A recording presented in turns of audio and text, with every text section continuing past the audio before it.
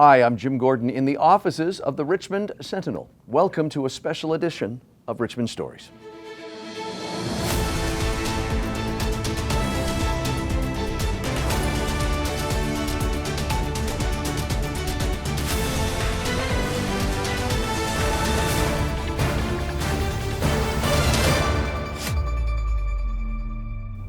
Between 2001 and 2013 in the BC Liberal Party, Kevin Falcon held several senior positions over that time, including Deputy Premier. He also had positions and senior roles as Minister of Finance, Minister of Transportation, Minister of Health, and Minister of Deregulation. Well, now joining us at the table here in the offices of the Richmond Sentinel is Kevin Falcon. Thank you for joining us, sir. Thanks for having me, Jim. You're quite welcome. We appreciate you making time today because it's a busy time as always. Let's start out with a question that's, I've seen you on TV talk about this. I want to talk about the name change. Former leaders have talked about wanting to do this, have discussed it. Tell our viewers why it was important for the name change. Well, first of all, it was, we went to the membership and said to the membership, do you want to change the name? It's been a discussion we've had in our party for many years. 75% of our membership said, yes, we do. We want a name that is going to bring everyone feeling like they can be part of this party. And especially, we're such a multicultural society now in British Columbia that we wanted to make sure that regardless of, where people came from or what religion they belong to, if any, that they would feel really welcome joining this party. Mm-hmm. And so the name that was selected was BC United, and we like that because that theme of unity and being united is one that I think is very important, especially today. There's a lot of division in politics, a lot of divisive type of politicians.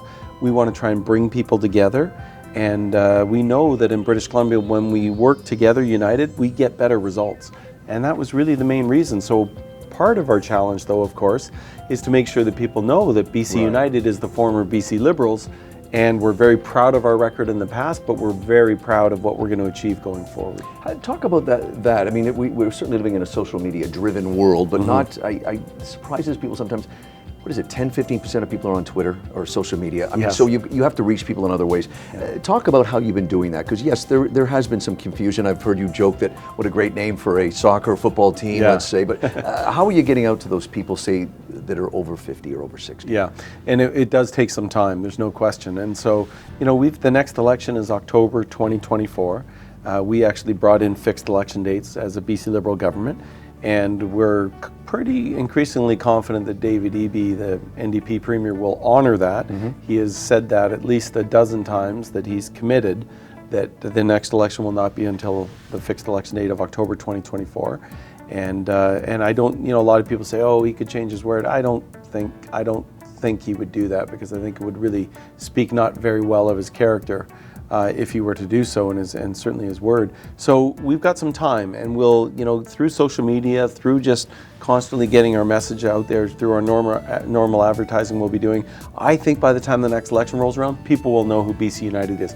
Just as in the Vancouver elections, they figured out who ABC was, even though that party didn't exist 2 years ago. Right.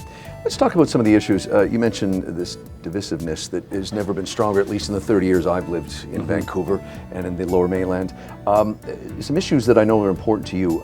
Let's talk about something that I believe our Premier says he will table this fall. You want them to come back and do something about this right now. And this drugs near parks and kids. Yes. You've got kids. Yeah. I can attest to some of the parks that are in my neighborhood that concern me.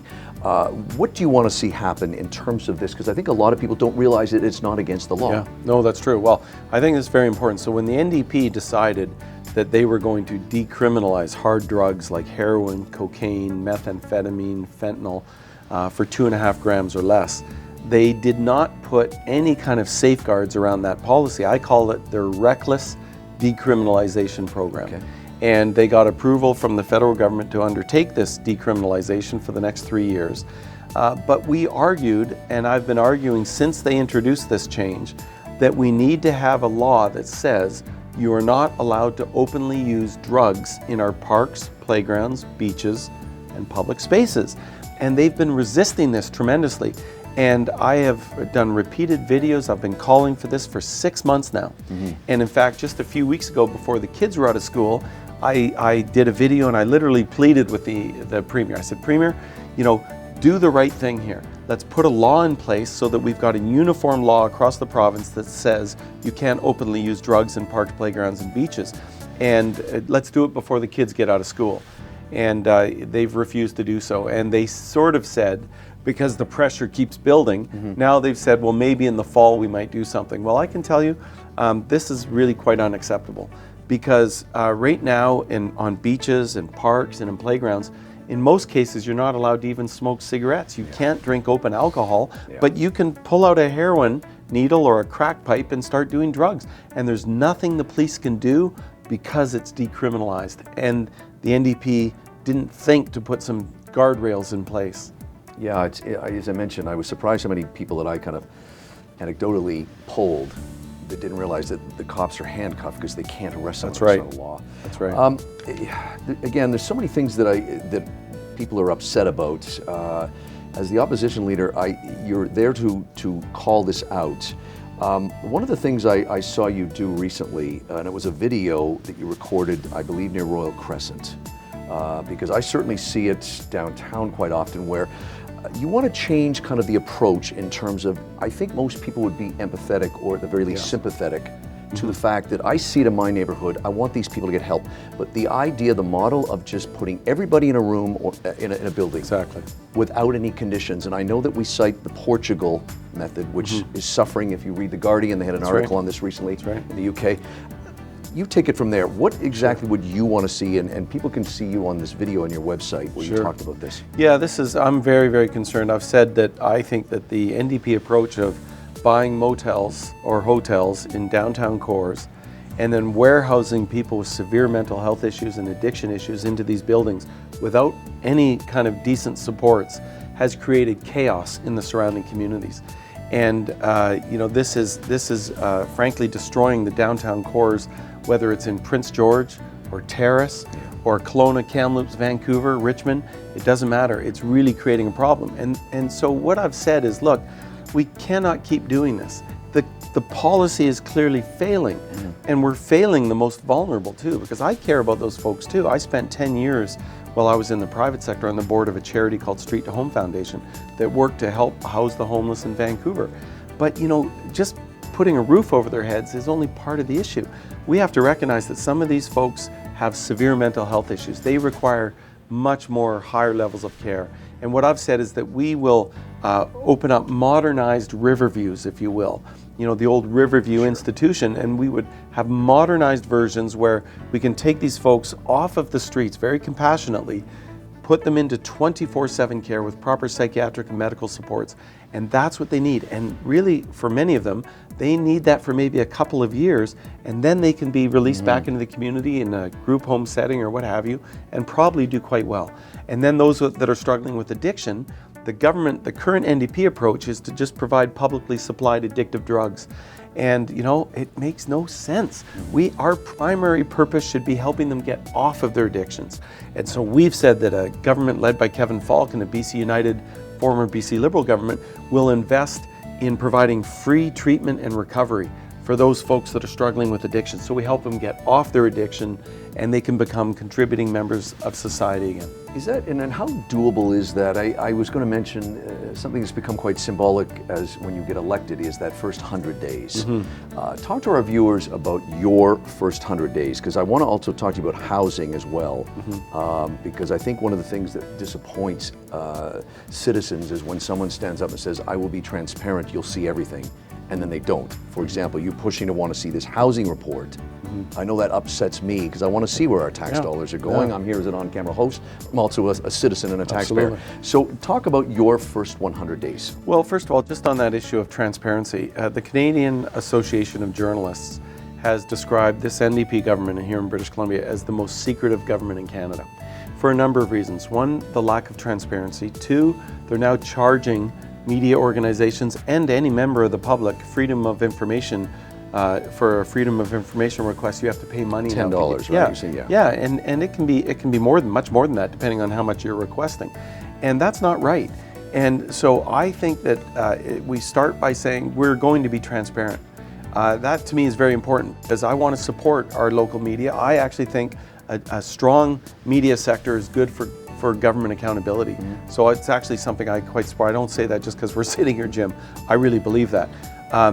But I think that the challenge that we've seen with this government and with David Eby in particular is these reports that are really important, and there's been previous ones with BC Housing, that he, first of all, denies that the report exists. Then when he has to admit that it does exist, he then releases the report on the Friday of a Canada Day long weekend, for example, so that nobody will pay attention to it. They're very famous for doing that. Then we finally get these reports out and they turn out to be very damaging. We find out that billions of dollars are being spent at BC Housing without proper safeguards, without proper procurement processes, with really bad results that they're getting in terms of looking after people.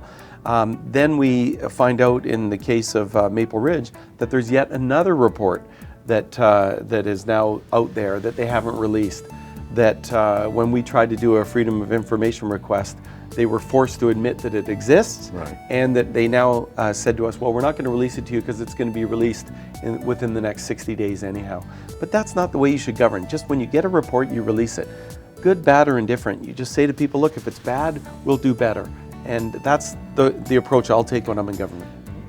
I say this, I don't say this jokingly, but when you've been around for a very long time, with the exception of you stepped away for about a decade in the private sector, you get into the circus, you see stuff and how things you try to get done. And I go back to housing and say with crime and repeat offending, there is a cottage industry. Are you confident that you can step in as if you're elected and say, okay, we got to break this up? Because as you mentioned, there's a tremendous amount of money being spent and made in terms of people on the streets, the drugs, crime, everything. Are you confident from your experience as a guy who's seen a lot in this century in politics that you can step in and say, we're going to start new, wipe the slate? Because there's a lot of people making a lot of money.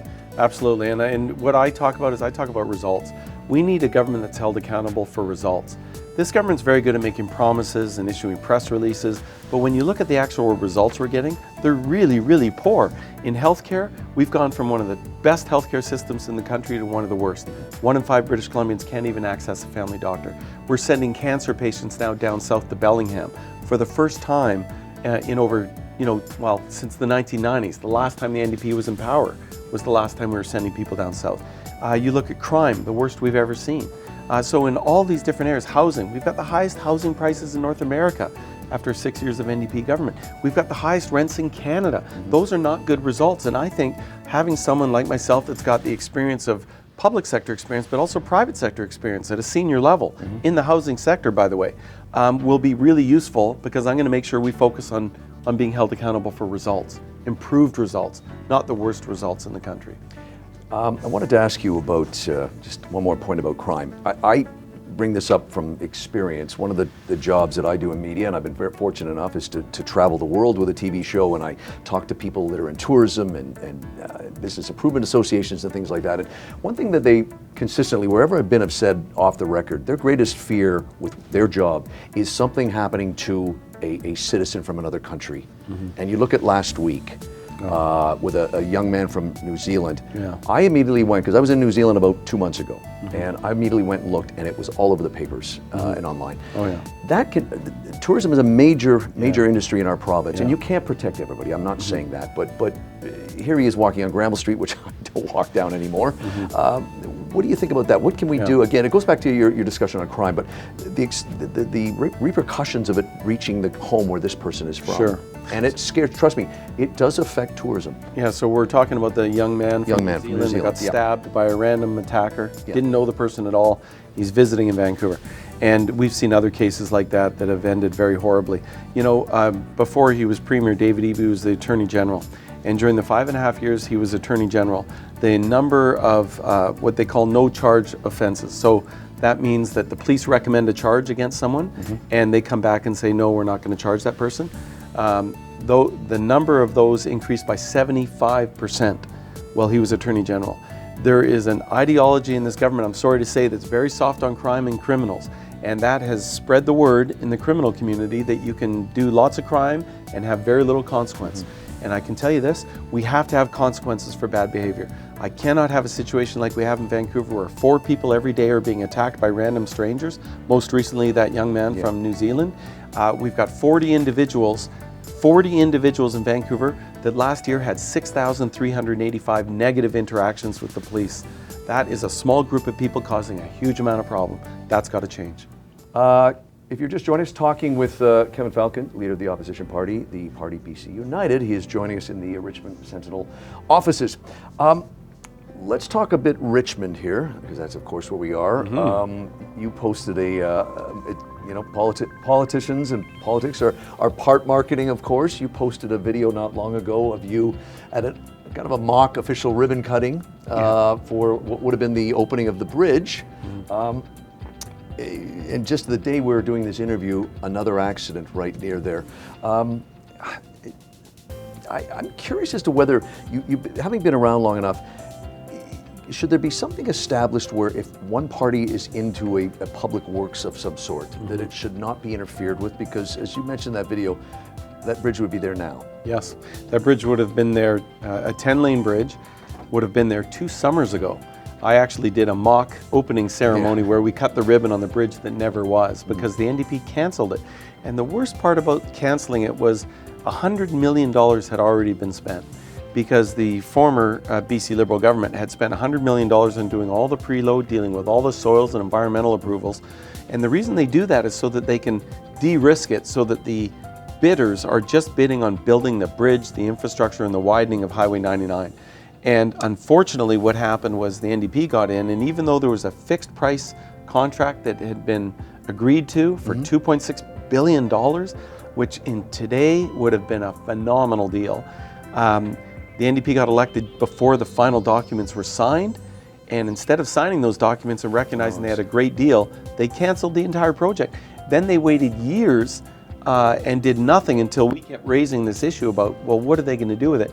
And then they came forward with this idea that, well, we're going to go ahead with an 8-lane tunnel, and 2 lanes of which would be for buses, and then that would only leave 3 lanes in each direction for traffic, which is exactly what you have today when you've got the counterflow. So it's building something that's going to take 8 more years. It'll cost billions of dollars more, and we'll end up with exactly the same number of lanes that we have today. That is really, I'm sorry, but it's just stupid.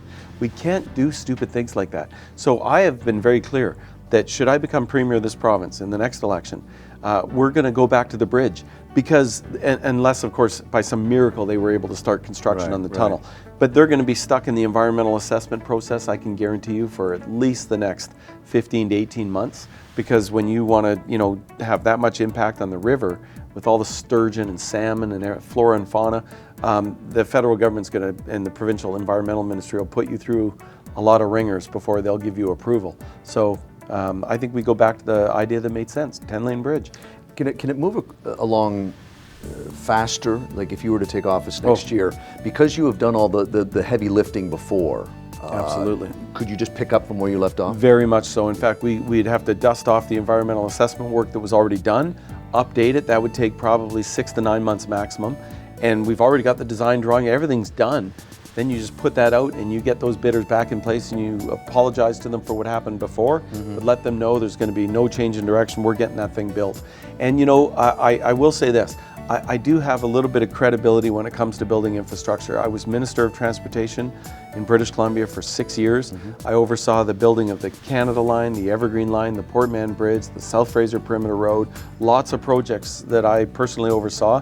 We can get this done. Is there a history of, for example, if you were to win next year, that's 13, 14 months from now, that the NDP could try to ram this legislation through to get what they want done, which is the tunnels as opposed to the bridge? They're trying to do that now.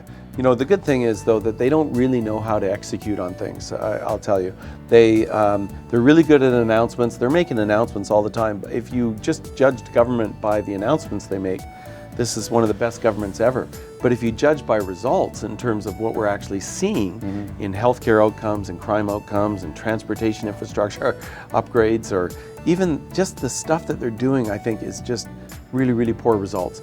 And so, they won't get it done in time. But even, I'll give you another example of the Patalo Bridge, which is also well known to folks in the Lower Mainland. That bridge was first built in 1938. And the population of Surrey was 14,000 people back in 1938. And yet the people building it back then had the foresight to build this big, beautiful 4-lane bridge. Well, today, Obviously, the population of Surrey is 600,000. It's going to 1 million. And what are the NDP doing? They're replacing that bridge, which is good, but they're replacing it with a 4-lane bridge. I mean, this is really madness, to be honest with you. Can you give us a little brief, with a few minutes we have left, can you give us a brief, I'll use the word education, because one of the discussions I have with people all the time is they say something, they want something to change, but because there's 3 different levels of government, you can jump on Mayor Brody here or Ken Simon in Vancouver, but they're not able, it's not within the realms of their powers to do, say, this and this. How much can you do in terms of crime, housing, and topics that are extremely important right now, affordability?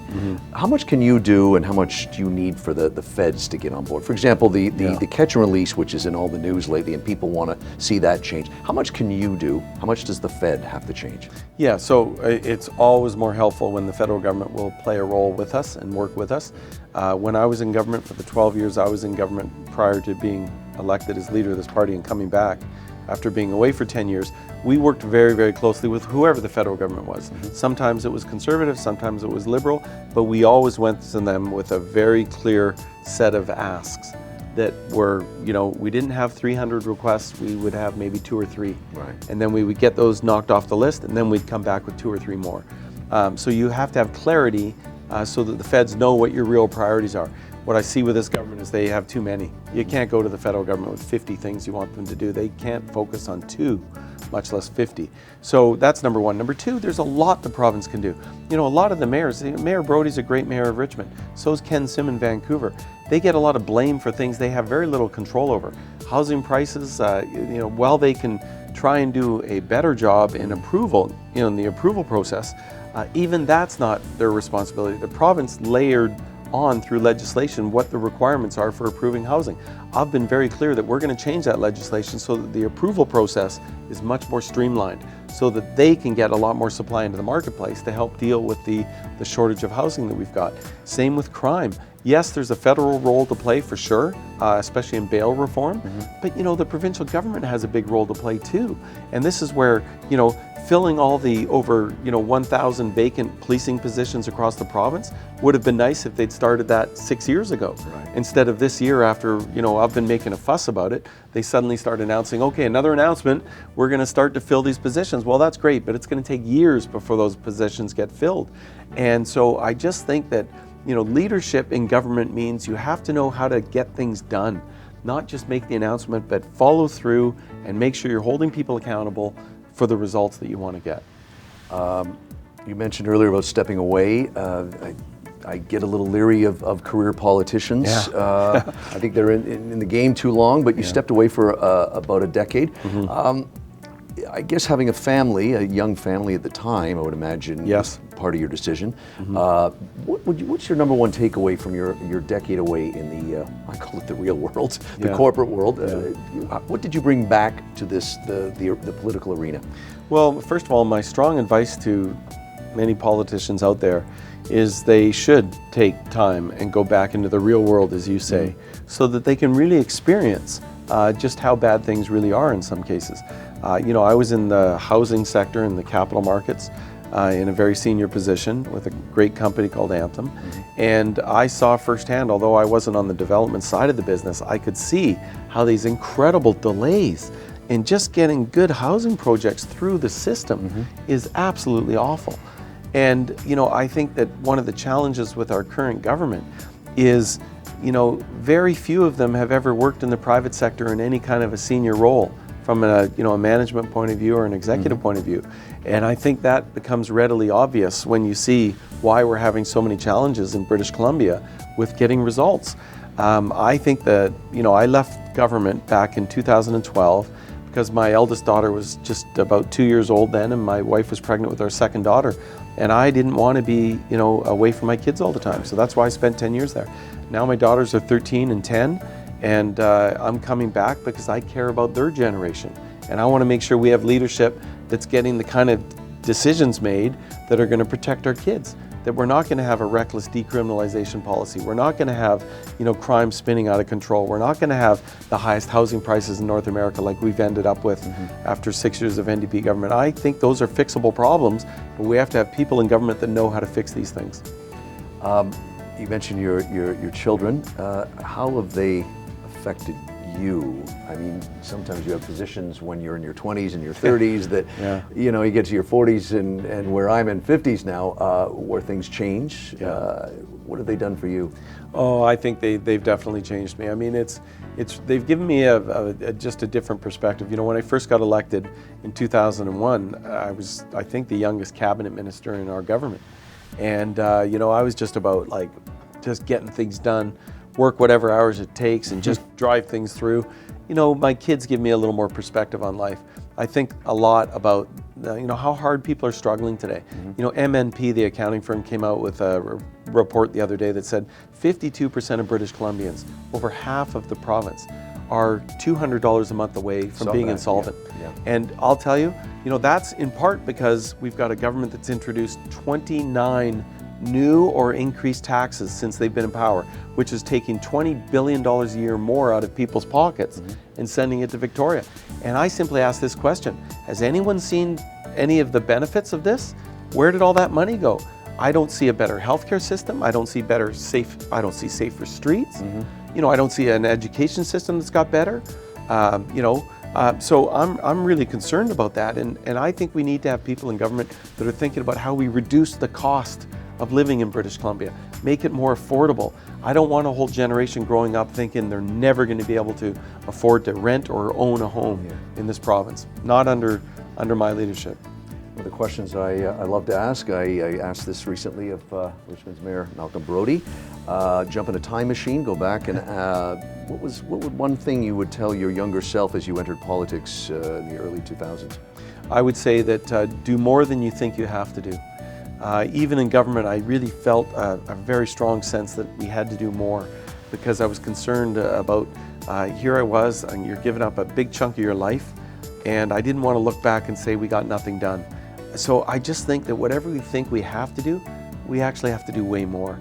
And we will feel better about it at the other end when we can look back and say, you know what, I'm glad I persevered. You know, I remember when I was building the Canada Line, thank God for Mayor Brodie. He was chair of TransLink at the time. He was a great ally in getting that done, because he was working with a bunch of mayors that were opposing it. They didn't want it to happen. They said it was the wrong route, the wrong technology. They didn't like the fact that I was insisting it be a private-public partnership. But you know what? We went ahead, we got it done. It was built ahead of schedule and on budget. And I'm very proud of that. Those are the kind of things that we need to do, and we can look back and say, thank goodness we did it. And I think that's one of the lessons I learned. You get the last word, of course, in an interview like this. For our viewers, tell us one more time, your first 100 days. Give me your top 3 that you promise will get done. Well, we're actually putting, I don't want to announce it here, but we're actually going to have a 100-day plan that's going to be credible and we're going to be held accountable for. Not a bunch of promises, but more commitments we're going to make that we're going to then at the end of the 100 days say to the public, we ticked them off. We ticked off the boxes. Now understand that in 100 days you can't change the world. I'm not going to be able to fix the housing crisis in 100 days. We can get started, but there are a bunch of things we can do in 100 days, I think, that will send a message to British Columbians that this is a government that is going to get things done. Kevin Falcon has demonstrated through my past that I know how to get things done in the private sector and public sector. And as a premier of this province, the reason I'm coming back is for our kids and the next generation. We're going to get a lot done in British Columbia. We're going to be held accountable for results, and we're going to change the results that we're getting right now, which are just totally unacceptable to me as a lifetime British Columbian. When can people see this plan laid out? We're going to start rolling out our platform in the fall. We've only released one major piece of our platform thus far, which was on mental health and addictions. And we rolled out a policy called Better is Possible. It talked about how we're going to have purpose-built facilities to look after those with severe mental health, how we'd have free addiction recovery so that people can get treatment without being barriers of cost. But we've got a lot more coming out in the fall and the spring next year that I think will give British Columbians a lot of comfort that this isn't just a leader that wants to form government, but it's a leader that has a plan for when we get into government, how we're going to get this province back on track. It's good to hear you. Again, you've been around long enough that when you are the opposition leader, a big part of your job is pointing out what the current administration is not doing. But at some point, You got to lay your plan out. Yes. I would ask you to make one promise to our viewers, though, and that is to be visible on television, radio, and in social media on as many times in a week as you can do it. Because I think that's what I've heard from a number of people that I hang out with, that they're not seeing their leaders enough. Yeah, you know, I think that's a very good point. And I should say, you know, it's not very fun being an opposition leader because all you can do is criticize government. And granted, they give me a lot of material to work with, but I would way rather be in government fixing these problems. But I will say this, you know, I do the best I can to try and get out into the media. But I have to tell you, as an opposition, you know, I work with some great MLAs like Teresa Watt, the Richmond Centre North MLA, today, just who's joining us here today off camera. And you know, we work hard, but I'll tell you, we're up against the government that has like 500 people in their communications empire that spend every day just spitting out, you know, announcements and talking about how great government is. And we've just got a very small group that, you know, we try to fight back with, but we do our best. We're small but mighty. And I'll tell you, at the end of the day, I think the British Columbians are going to look and they're going to say, you know what, these are not very good results. And they seem to have a plan, and we like their plan. And I think that'll go well for us when that time comes in October 2024. Where can people find out more about the plans and everything? Your website? Yeah, BC United for sure. Just Google BC United and they can go there, and or even BC Liberal. It'll still get you to BC United, and it'll start. You know, you'll see what we're doing, what we're up to, and what our plans are going forward. We will be laying out our policy as we go forward over the next 15, 16 months, so that people know exactly what it is they'll be voting for.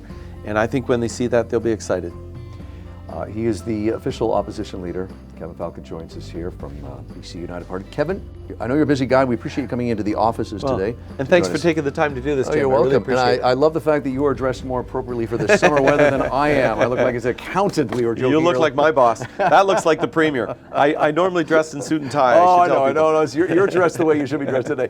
Hey, special edition of Richmond Stories. Thank you for joining us. I'm Jim Gordon here in the offices of the Richmond Sentinel. Thanks again.